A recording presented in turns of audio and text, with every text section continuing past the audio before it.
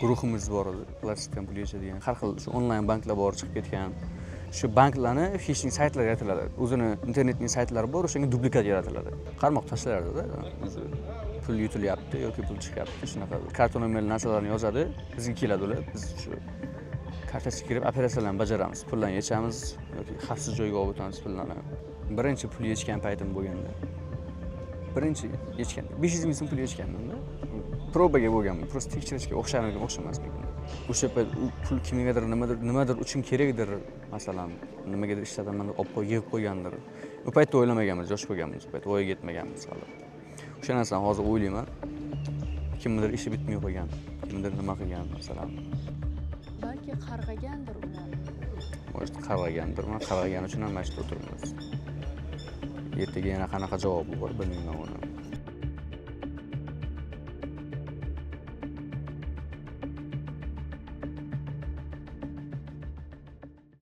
Qariyb 2 trillion so'm.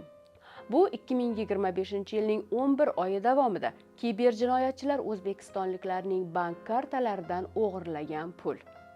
Achinarlisi esa ogohlantirishlar, chiqishlar, surishtiruvlar bo'lsa-da, odamlar hali ham aldanishyapti. Masalan, Subyektiv loyihasi bundan naq 4 yil avval shunday guruh faoliyatini ipidan ignasigacha tushuntirib bergan edi. Bu guruhlarda hech kim bir-birini tanimaydi, qayerdaligini bilmaydi. Guruh auditoriyasi asosan Rossiya va Ukrainada. Ular o'sha yerdan turib o'zbekistonliklarning bank kartalaridan pul yechishadi. Bugungi suhbatdoshim shu guruh a'zosi.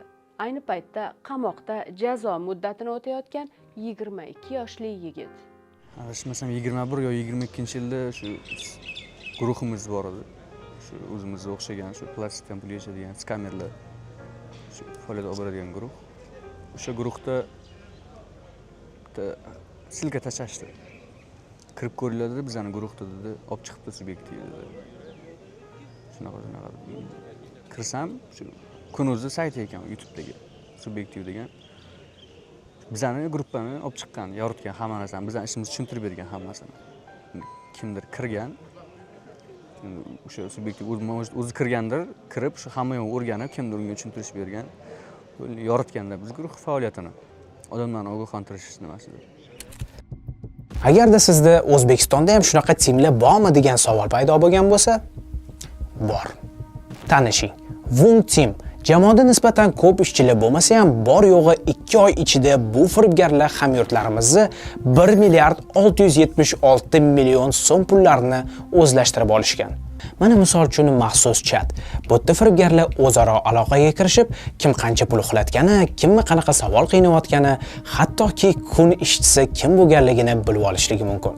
Mana kerak bo'lsa jamoa tarkibi, e'tibor bering. Bu yerda admin, moderator, hattoki kuratorlar bor. Kurator Karl. Chatda eng sevib muhokama qilinadigan mavzu bo'lsa, mamutlarni audio xabarlarini tashab, ularni ustidan mazza qilib kulish.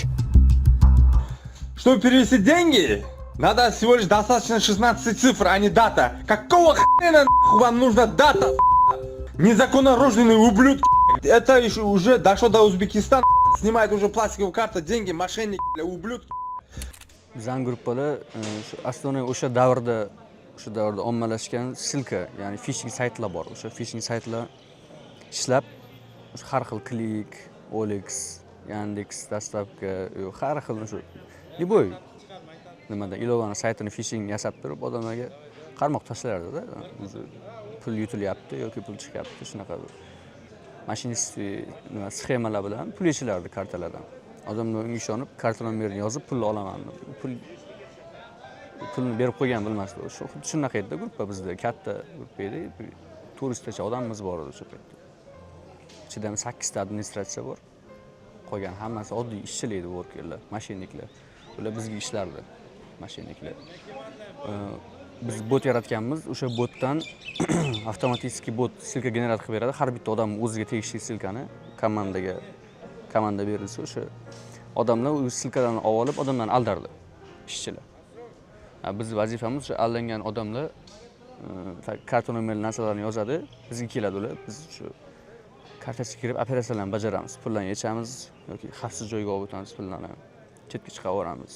Kiviga shular har xil nimalarga, kriptovalyutaga. shunaqa edi bizning gruppamiz. Bu imperiya bo'lganda bizda katta tizim bor edi, o'sha tizim bo'yicha ishlardik ma'lum. Hozir kreditning banklar bor, har xil shu onlayn banklar bor chiqib ketgan. Kredit beradigan odamlarga onlayn mikrozaym beramiz 50 million so'mgacha deydi. Trezorda ham reklama qiladi har kuni. Shu banklarni phishing saytlar yaratiladi. O'zini internetning saytlari bor, o'shanga dublikat yaratiladi. Bir xil qilib. TBC bank bo'lsa, shu xuddi TBCning o'zi bo'ladi, faqat tepada havolasi boshqacha bo'ladi. Unga ko'pchilik e'tibor ham bermaydi bunga. Telegram kanallarga tashladi, uni workerlar qiladi uni. Tarqatadi Telegram kanallarga. TBC bank hozir 10 million kredit beryapti yoki 100 million kredit beryapti. Xullas, o'shani olinglar, hech qanaqa nimalarsiz, короче, dohodning spravkasiz, odamlar qiziqadi bunga endi. Foizi ham kam deb ko'rsatiladi. Odamlar kiradi, u yog'i keyin kod so'rash, shaxsiy daniylarni so'raydi. Sayt o'zi avtomatik pasport daniylaringizni deydi, pasport bilan birga tushgan rasmingizni yuklang deydi, hamma daniylar so'raladi, o'sha kiritadi. Undan keyin endi Liboy bank ham baribir birinchi o'rinda odam shaxsiy ma'lumotlarni so'raydi. Sayt ham shunaqa. U shaxsiy ma'lumotlarga bizning bazaga kelib tushadi. Bizning bazaga kelib tushadi. Bu biz uni rezervga olib qo'yamiz ma'lumotlarni. Baribir qachondir bo'lmasa qachon kerak bo'ladi bu ma'lumot. Keyin u bo'ldi deydi, sizga deydi, hozir javobini aytamiz deydi. Keyin plastik kartangizni kiriting deydi. Plastik karta raqamini boshida kiritadi. Biz siz limitingizni aniqlab ko'ramiz deydi. Random limit chiqaradi, 10 million tepa chiqaradi faqat. 17 million yoki 16 million yoki 15 million limit ajratildi sizga, o'shani olish uchun deydi. Davay. Plastik kartangizni to'liq ma'lumotini kiriting va siz kod bor, o'sha kodni ayting deydi. Kodni aytsa bo'ldi. U plastikda bor pul yechilib ketadi. Plastikda pul bo'lsa yechiladi, bo'lmasa pul yo'q bo'lsa plastik bizga ulanib turadi. Qachonki pul tushsa, u keyin yechiladi. Bizga rezervga tushadi deb hozir sizga aytdim endi. Shunaqa gruppalar bor. Unga ko'pchilik bilmaydi bu gruppalarni, chunki kirib bo'lmaydi. Пригласительный silkalar bo'ladi, o'shalar orqali kiriladi gruppalarga. Odam shaxsiy ma'lumotlari sotiladi. O'zbekistonda nechta aholi bo'lsa, 37 million, 37-38 million aholi bor. O'shani bir 200 ming, 300 ming, даже 500 minggacha odamning ma'lumotlari bor-da. Xohlaganingizni olib ishlataverasiz. Xohlagan yoshdagi odamni, xohlagan jinsdagi odamning ma'lumotlari bor. To'liq pasport bilan birga tushgan rasmlari, boshqa narsalar hammasi. Bu ma'lumotlarimiz sotiladi bular. Kiberjinoyat kecha yoki bugun paydo bo'lgan virus emas. Bu odamlarning ishonuvchanligidan kuch oladigan industriya. Va bu industriya hali ham har kuni yangi usullar yaratyapti, yangi qurbonlar topyapti. 2022-yil meni olib ketishyapti Farg'onaga. Farg'ona viloyatiga. Farg'onaga boryapman. Tergovchi menga zadержание beryapti, ya'ni vaqtincha ushlab turish. IVSga vaqt saqlash huquqini saqlayapti. Men u paytda 17 yoshdaman. Hech narsani bilmayman, oyoq yetmaganman hali. Tushunmayman, qamoq nima, hech narsa tasavvurim yo'q qamoq haqida. Kirdim, qorong'i zaxxonaga kirdim.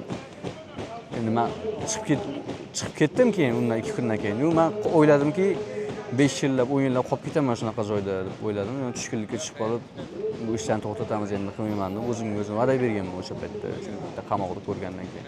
Bizda juda ham ko'p epizodlar bo'lgan. U 6 oy davomida ishlagan bo'lsak, 6-7 oy, uzoq 1 yil ishladik. O'sha paytda kuniga 3-4 ta odamdan to'g'ri keladi-da, 3-4 ta jabrlanuvchidan. Endi juda ham son sanoq yo'q edi bizda. U men to'xtatgandan keyin to'xtamadi bu narsa. 2022-yil birinchi qamalgandan keyin. 4 yil bo'ldimi? 4 yildan beri shu kelyapti-da, hali ham to'xtamasdan. Jasur hali ham to'xtamadi bu. Buni to'xtatish uchun nima qilish kerak deb o'ylaysiz? Bu narsani to'xtatish iloji yo'q, chunki men to'xtatganim bilan mendan boshqasi bor. U to'xtatgan undan boshqalari bor, ishlayotganlar ko'p, juda ham. Bu narsani to'xtatish yagona yo'li shu xalq o'zi ogoh bo'lishi kerak. Xalq ishonmasligi kerak. Bu xalq agar shu o'ziga kelayotgan kodlarni yoki o'zining daniylarini, o'zini ma'lumotlarini bermasa boshqaga, bu kartasidan hech qanaqa pul yechilmaydi. O'zini shaxsiy ma'lumotlarini. Men Rossiyada masalan do'konga kirsa, даже kartasini ko'rsatmaydi magazin sotuvchiga. Bizda nima qiladi? Berib yuboradi-da, kodi palonchi deb aytib yuboradi kodini. Qo'rqmaydi bizda. Bilmaydi chunki bunaqa narsa iloji yo'q deydi. O'sha orqasidan kelib chiqadi bu narsa. Men yagona aytadigan narsam shu ma'lumotlarni hech kimga bermasin, hech qaysi saytga, hech kim nimaga bermasin. Davlat государственный saytlaridan masalan nimadir kelsa ham, shunaqa telefon kelsa ham, hech qachon davlatdan sizga telefon qilib, siz ma'lumotlaringizni yoki nima klassifikator raqamlaringizni yoki bu narsa so'ramaydi sizdan. Qachonki kerak bo'lsa, o'zi chaqirib oladi idoraga yoki nimadir bo'ladi, telefon orqali hal qilmaydi hech narsani. Hozir omillar ko'p bunga sababchi. Shu hammasini bir yig'ib aytadigan bo'lsam, odamlar o'zi ogoh bo'lishi kerak. Hech narsaga ishonmaslik kerak hozirgi zamonda. Kibergigiyanaga amal qilish kerak odam. Vaqt orqaga qaytsa, siz ayni qaysi nuqtada qaytgan bo'lardingiz, to'xtagan bo'lardingiz va qanday yo'l tutgan bo'lardingiz? Men to'xtagan bo'lardim. Birinchi pul yechgan paytim bo'lganda, birinchi yechgan 500 ming so'm pul yechgandim-da. Probaga bo'lganman, prosta tekshirishga o'xshamasmikan deb. O'sha paytda hech kim menga to'xta demaganda, chunki o'zim ham nima qilmaganman. Bitta ko'raylikchi, keyin ko'ramiz nima bo'lsa. O'shanda men to'xtatgan bo'lardim. O'shanda men o'zim to'xtatganimda, bu yog'iga men o'sha paytda to'g'ri yo'l bo'yicha kechadimda, dasturlashlarni mukammal o'rganaman deb, o'zi o'rganib, o'qib, nima qilib, yaxshi nimalar ish qilaman deb to'g'ri yo'lda ketayotdim, birdan chap tarafga burilib ketib qoldim. O'sha birinchi pul yechganimdan keyin ana o'sha narsani qilmagan bo'lardim. O'sha ishni qilmaganimda men hozir bu yerda bo'lmasdim. Uni qilmagandim, chunki undan keyin ham men qilmagan bo'lardim bu narsalarni. Chunki boshqa yo'nalishdan ketayotgan paytim birdan burilishimga sabab bo'ldi o'sha narsa. Kiberjinoyatchilar ekran ortida o'tirib bir tugma bilan yuz minglab odamlarning hisobidagi pulni ko'radi. O'sha payt bu ularga shunchaki pul bo'lib tuyuladi. Lekin bu pul kimningdir kredit to'lovi, kimningdir davolanishi uchun to'plagani va kimningdir bolasini o'qitish uchun yig'gan puli bo'lishi mumkinligini anglashmaydi. Va ba'zan buni anglash qamoqda o'tirganda xayolga keladi. O'ylanaman qilgan ishlarimni. Meni biz to'g'ri o'sha paytda puldan yechib mazza qilib yurganlarimiz. O'sha payt u pul kimgadir nimadir uchun kerakdir, masalan, nimagadir ishlataman deb olib yig'ib qo'ygandir. U paytda o'ylamaganmiz, yosh bo'lganmiz, u paytda voyaga yetmaganmiz hali. O'sha narsani hozir o'ylayman. Kimdir ishi bitmay qo'ygan, kimdir nima qilgan, masalan.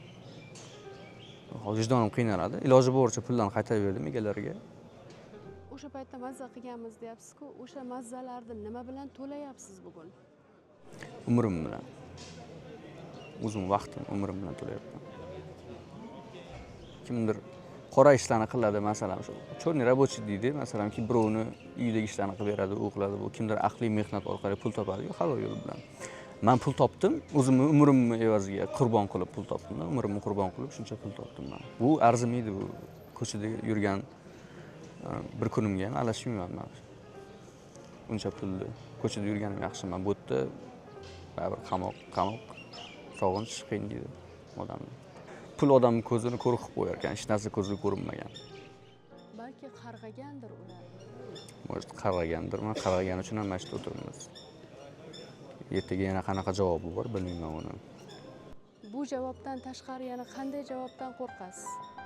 Bu javobdan tashqari shu oila a'zolarimga tegishdan qarashdi yoki u yoqda beriladigan javob bor, bu dunyoda.